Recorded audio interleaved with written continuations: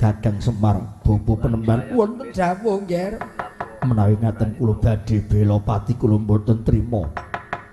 Kula badhe angupati pados sisik melik titah jalma utawi yaksa sinten ingkang mejahi yoga kula mangsaipun Janaka.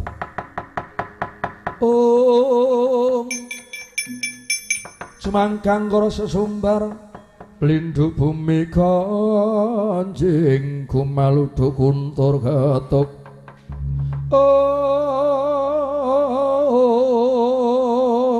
umop kang jala nidi lumimbak penyuku mambang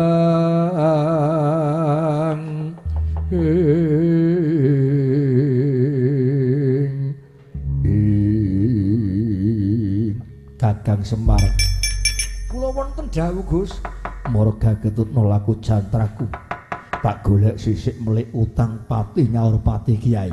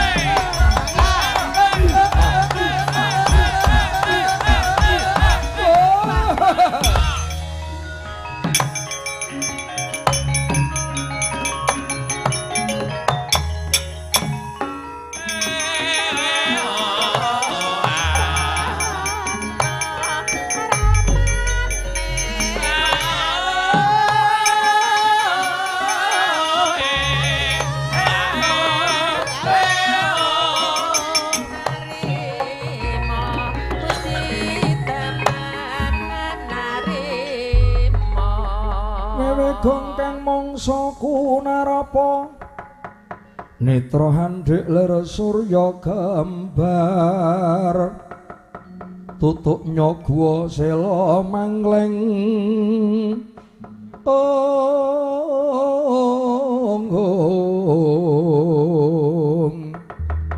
kumregut magut mangajab manjing samudra laya eneng keblak pating jringklak kemamang kengadang dedalan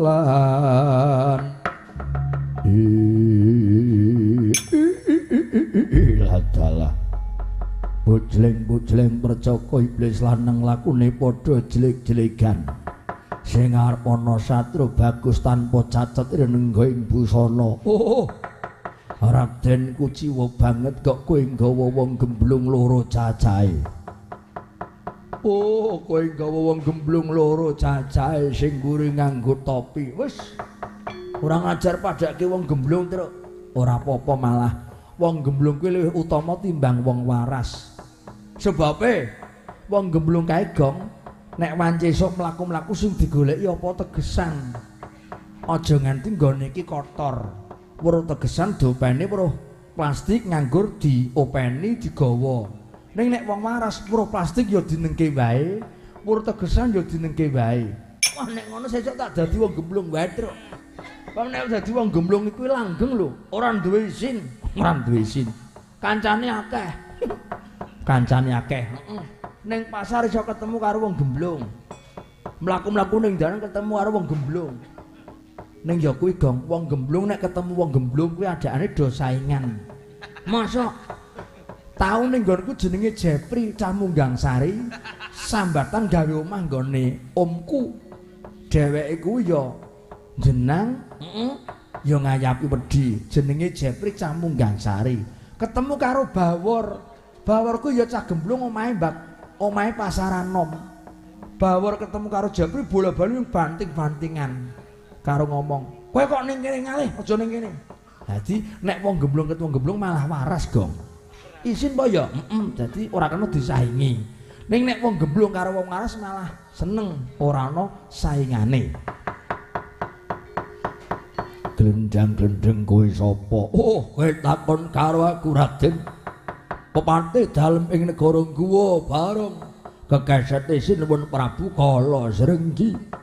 Jenengku Ditya Durgama Yaksa. Durgama Yaksa. Iya. Sapa kowe, Raden?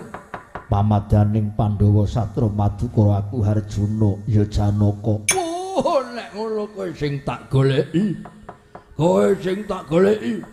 Lah nek sing mburi dedeke jonggrong-jonggrong kaya londo. Abdine Ndara jenengku Petruk Kantong Bolong. Lah nek sing mburi dhewe, aku ya adine Janaka Du, adine Petruk. Jenengku Bagong. Oh, malah ku jenenge Bagur. Belopati merga Ratu Gustiku goleki Janaka Satra Madukara. Kowe sing mateni Sinuwun Prabu Jatha Gimbal. Wis cetha, Petruk. Kula Gus, cetha. Trontong-trontonge aku entuk pepadhang. Buta saka nggawa barung sing nyernake ya gaku Irawan. Manut to, tak kledhak balungmu tak ombe getihmu. Kelakon tak gendir pecah sirahmu buta.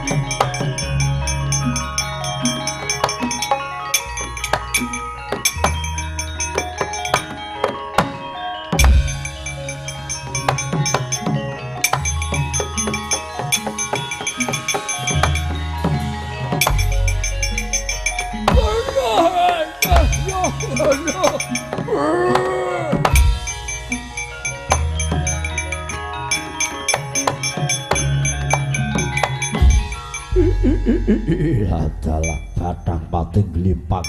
Oh, waduh bala buta saka nggo bareng padha tumekaning pati.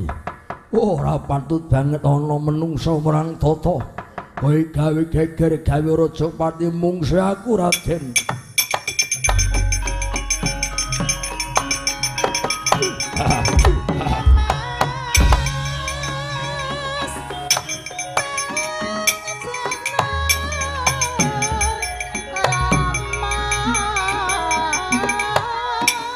Sanda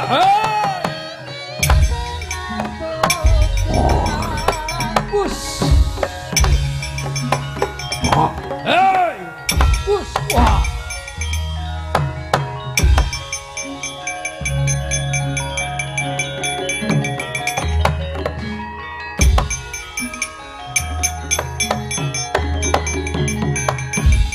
Narana semu bang Hyang Aruna kadinetraning sari rapuh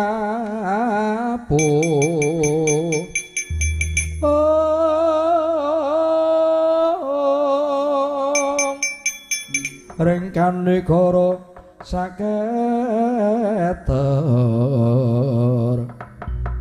niki dunganing kum lir wuwu sing wini panca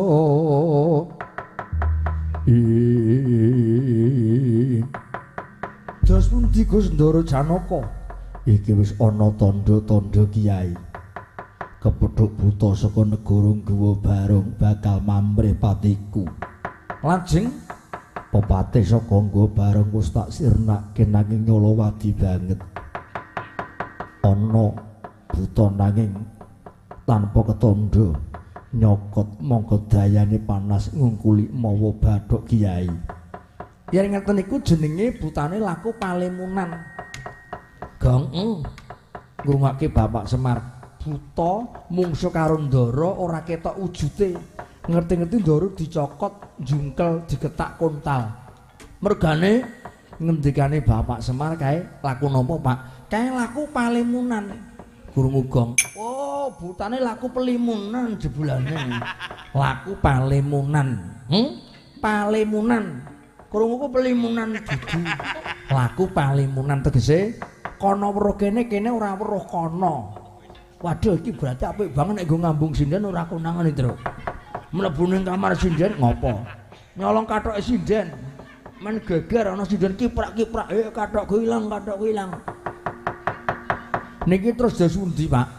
Banjur kepiye Kakang Semar? Ngati-ati ampun do pating grumbiyan. Ngeten nggih. Reneng nika lakune laku palemunan panjenengan mboten priksa. Mangtamake pusakamu kanthi srana cipta. Ditamani jemparemu srana cipta nyuwun dhateng panguwasaning Bathara. Muga-muga lakuning Catmaga lakuning jemparing niku saged goleki dununging mungsuh. Yen ngono bakal tak estokke Kiai.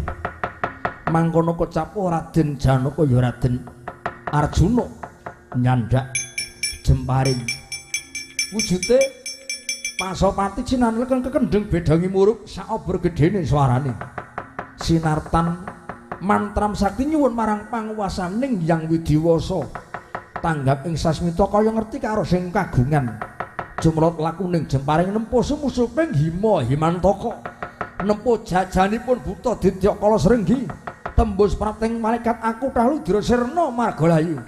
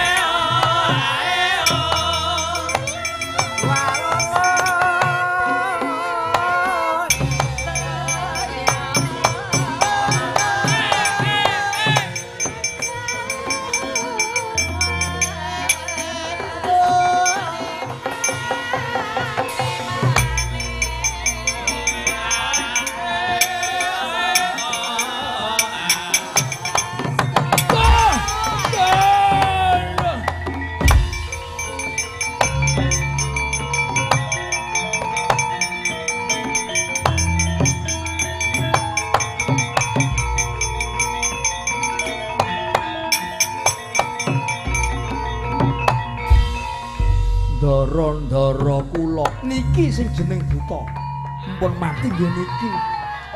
Aja ngawur Pak dikeploki lho ora sida. Aku rak matur Ndara kula tegese Ndara Janaka nggih niki. Tapi laras aja nganggo telu. Dikeploki kaya arep nganggo jenemane. Penak jane ya Gong, penak banget ya sing kok dibaleni. Ndara kula Gus Dadang Semar kepiye? Niki wujude buta. Buta niku njrebabah. Depani lemah gilang-gilang kuwandane tan kena girukup. Ketrajang pusakamu. Pirsa napa mboten? Pirsa napa mboten Gus?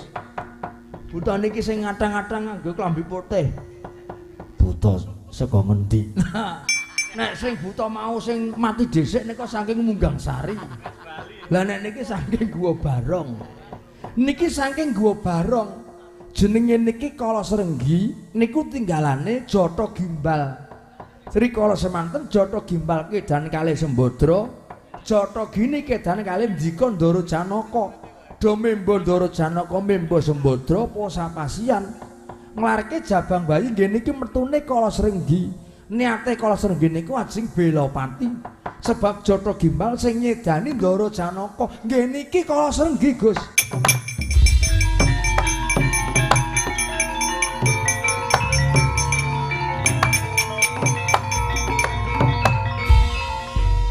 Ndara wis aja nganggo telu, Ndara kenane aja telu. Yen ngono. Nggih niki sing nyedani putramu Ndara Irawan. Sebab putramu wujude bagus diarani Ndara Janaka, ming wujude padha-padha dene baguse. Padha Mak, padha. Padha sapa? Padha. Kula kalih patung kula padha dene baguse. Bagus-bagus gendulmu bagus. Ya malah apik patunge timbang kowe, Gong. Yen ngono iki sing mateni anak kulanan Bambang Irawan. Nggih niki wujude Kala Srenggi ajeng bela pati. Rening pun pejah monggo kula aturi ngempal dhateng Wirata nggih Gus.